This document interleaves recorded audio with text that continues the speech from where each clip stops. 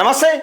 గత 10 రోజులుగా నిరాహార దీక్ష చేస్తూ ఉన్నది బీసీ మహిళ. ఒక మాజీ ఎంపీటీసీ, కాంగ్రెస్ పార్టీకి సంబంధించిన మాజీ ఎంపీటీసీ తనను అక్రమంగా వేధిస్తున్నాడు, అన్యాయానికి గురి చేస్తున్నాడని, లైంగికంగా వేధిస్తున్నాడని 11వ రోజు దీక్ష కొనసాగుతున్న నేపథ్యం చూస్తూ ఉన్నాం. ఇక్కడ క్లియర్గా మనం కరీంనగర్ జిల్లాకు సంబంధించి పేపర్లో చూడొచ్చు. అయినా ఈ ఎవరో కాదు, ఈయన అనుచరుడే. ఈయన జువ్వాడి నరసింహరావు. ఇక్కడ మంచిగా వేసారు పేపర్లో, జువ్వాడి నరసింహరావు. ఇక్కడ ఈమె వీళ్ళ కార్యకర్తల చేతిలో బలి అవుతున్న మహిళ. ఇక్కడ ఒక్కసారి చూసుకునే ప్రయత్నం చేద్దాం. మొన్న వేరినప్పుడు పెద్ద ఎత్తున శపథాలు చేసిరు.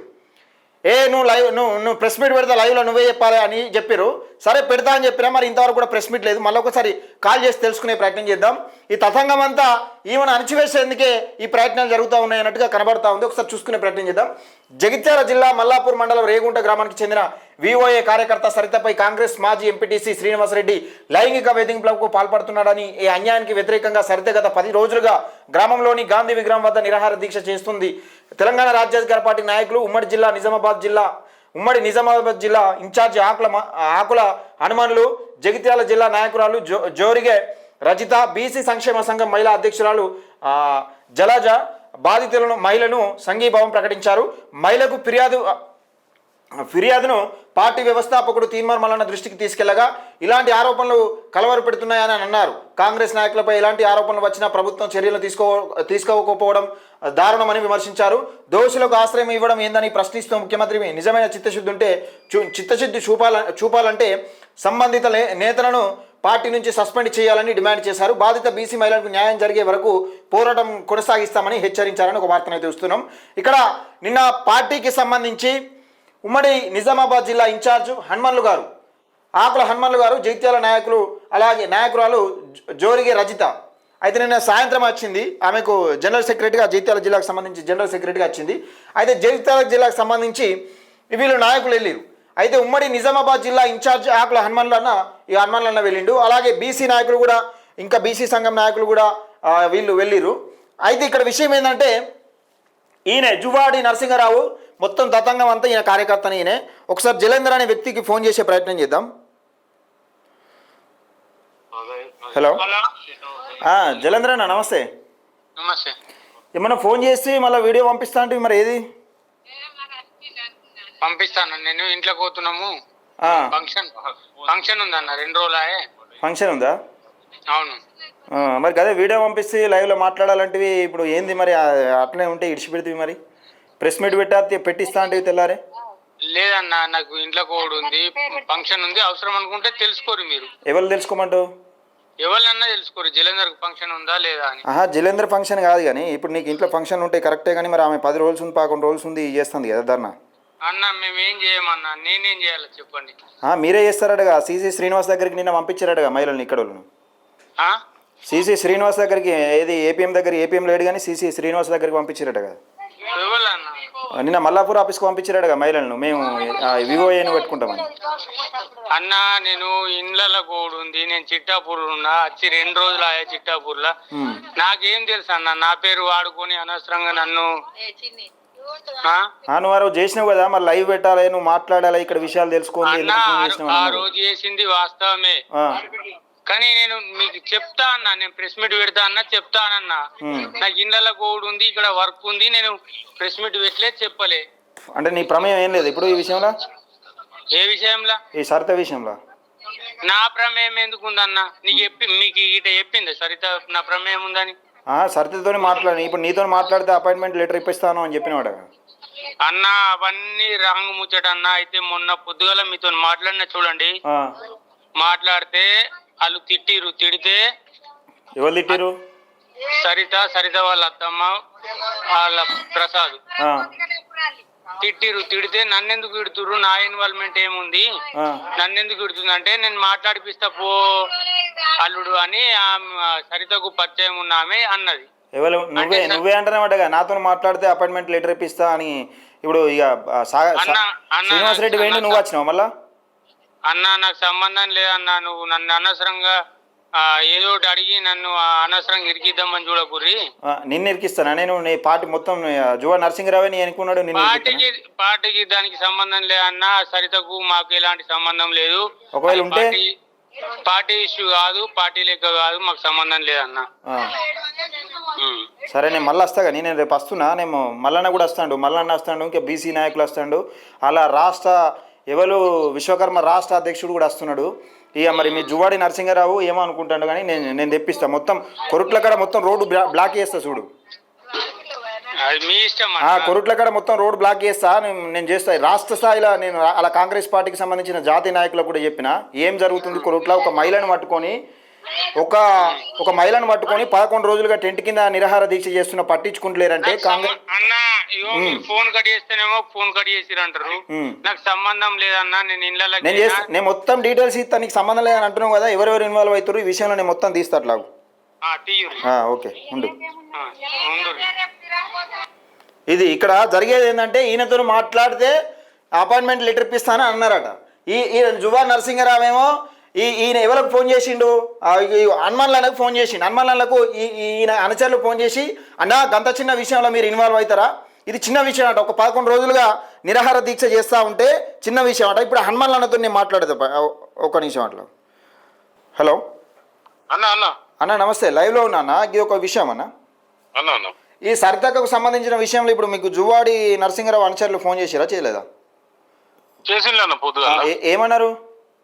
అది కాంగ్రెస్ పార్టీని ఎందుకు బదనాం చేస్తున్నారు, బదనాం చేస్తుండ్రు, మమ్మల్ని ఎందుకు అందులోకి లాగుతుండ్రు అనేది. అంటే ఇప్పుడు ఎంపీటీసీ అంటే కాంగ్రెస్ పార్టీకి సంబంధం ఉంటుందా ఉండదా? మరి మనకు తెలిసి అయితే ఉండాల్సిందే అన్న. వాళ్ళేమో మరి మమ్మల్ని ఎందుకు లాగుతుండ్రు అంటున్నారు అన్న. అంటే ఇప్పుడు గంత చిన్న విషయంలో నువ్వు ఎందుకు పోయి అక్కడ ధర్నా చేస్తున్నావు అని అన్నారా? అన్నారన్న, ఆ విషయం కూడా అన్నారు. మీరు రాష్ట్ర కార్యదర్శి కదా, ఆ చిన్న విషయానికి పోతుందని అంటే నేను చెప్పిన. మరి అంటే చిన్న విషయం అంటే ఓ మనిషి లేచిపోతే పెద్ద విషయం అవుతుంది అట్నా? పెద్ద విషయమా? మరి ఒక బీసీ మహిళకు లైంగికంగా వేధిస్తున్నారంటే అది పెద్ద సమస్యనే కదా. మీకు ఎంత చిన్న సమస్య అయినా నేను ఎక్కడికైనా ఆమె అట్నే నిరాహార దీక్ష చేసి ఆమరణ నిరాహార దీక్ష చేసి పైకి పోతే కథం అవుతుంది, ఆమె పెద్ద విషయం అవుతుంది అన్నట్టు. అంటే అంతవరకు చిన్న ఇష్యూ అన్నట్టు, అప్పుడు పెద్ద విషయం అవుతుంది.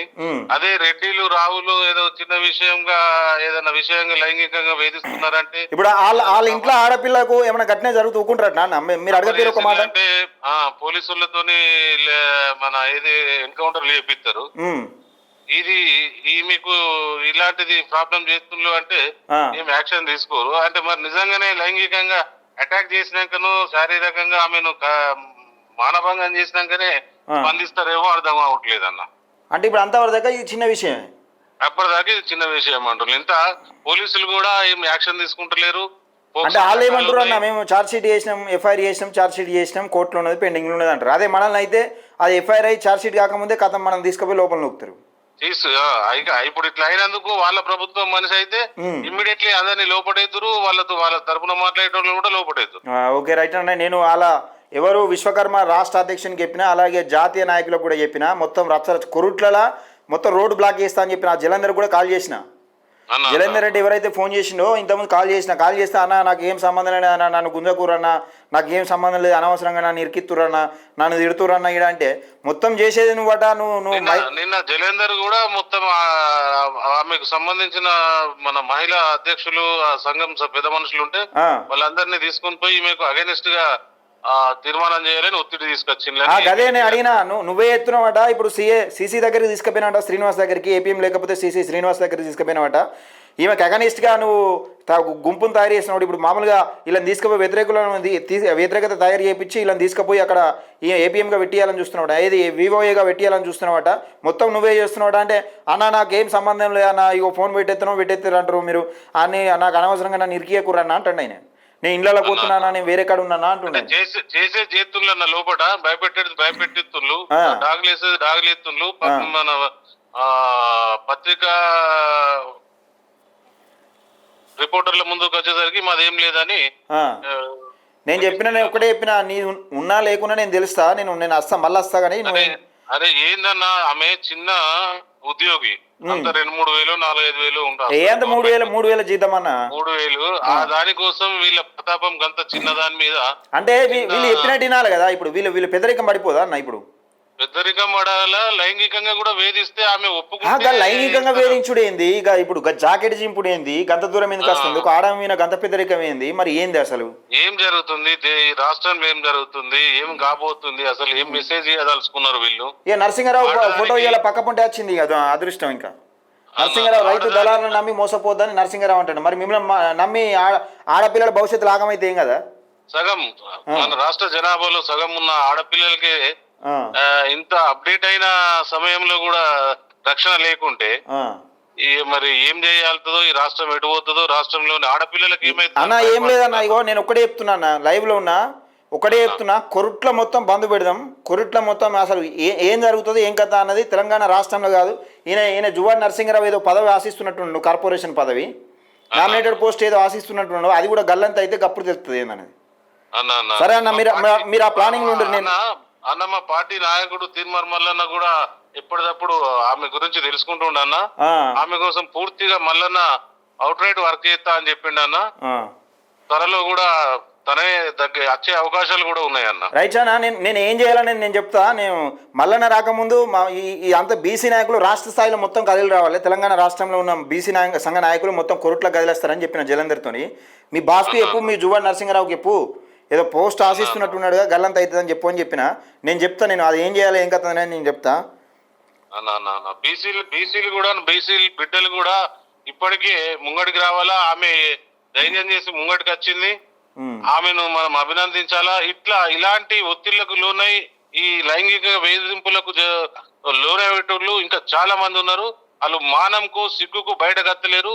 ఇవన్నిటిని భరించి మా సరితక్క బయటకు వచ్చింది. ఆమెను మనం అందరం బీసీ బిడ్డలం అభినందించాలన్నా. ఇటువంటి ధైర్యం గల సరితక్కలు బయటకు, మిగతా వాళ్ళు కూడా ఉన్నారు, వాళ్ళందరూ బయటకు రావాలని కోరుతున్నాను అన్న. ఓకే, థ్యాంక్ యూ అన్న. చూద్దాం, నేను లైవ్ అయిపోయిన తర్వాత ఫోన్ చేస్తా ఒకసారి మీకు. మంచిదన్న, మంచిది. ఇది నిజంగా ఇగో చేసేటి అన్ని చేస్తుండు. ఒక ఆడపిల్ల దగ్గర మనం లొంగిపోతామా? ఆమె మేము చెప్పినట్టు వినకపోతే మాతో మాట్లాడితే ఓకే, కానీ మాతో మాట్లాడకపోతే మేము ఎందుకు చేస్తాం అన్నట్టుగా. నీ మహిళా సంఘాలకు నీకేం సంబంధమే? జలంధర్ రెడ్డి ఏం చేస్తుందో ఈయనకు తెలియదా? జువాడి నరసింహారావుకు తెలియదా? జలంధర్ రెడ్డి, జలపతి రెడ్డి, వీళ్ళు జలంధర్ రెడ్డి, జలపతి రెడ్డి, జువాడి నరసింహారావు, వీళ్ళు ముగ్గురు ఒకళ్ళు గ్రామంలో, ఒకళ్ళు మండలంలో, ఒకళ్ళు నియోజకవర్గంలో తిష్టేసి బీసీ మహిళ పైన పెద్దరికం సాధిస్తూ ఉన్నారు. మీరు ఎంత దూరం పోతారో చూస్తా నేను. మీరు ఎంత దూరం పోతారో ఏం కథ అనేది నేను చూస్తా. మీరు ఈ బీసీ మహిళకి ఇట్లా ఏమైనా అన్యాయం జరగాలి, ఇప్పుడు ఎన్నికల కూడా వస్తుంది, ఈమెకి ఇట్లా అన్యాయం ఏమైనా జరగాలి, మీ కాంగ్రెస్ పార్టీని పాత్ర పెడతాం కొరుట్ల నియోజకవర్గంలో. గుర్తుపెట్టుకోవాలి ఒకసారి, ఏం జరుగుతుందో చూపిస్తాం. మేము బీసీలతో పెట్టుకుంటే, బీసీ మహిళలతో పెట్టుకుంటే మా మహిళా మనులు సోదరులు ఏం చేస్తారనేది మేము చూపిస్తాం, పక్కా చూపిస్తాం మీకు 100%.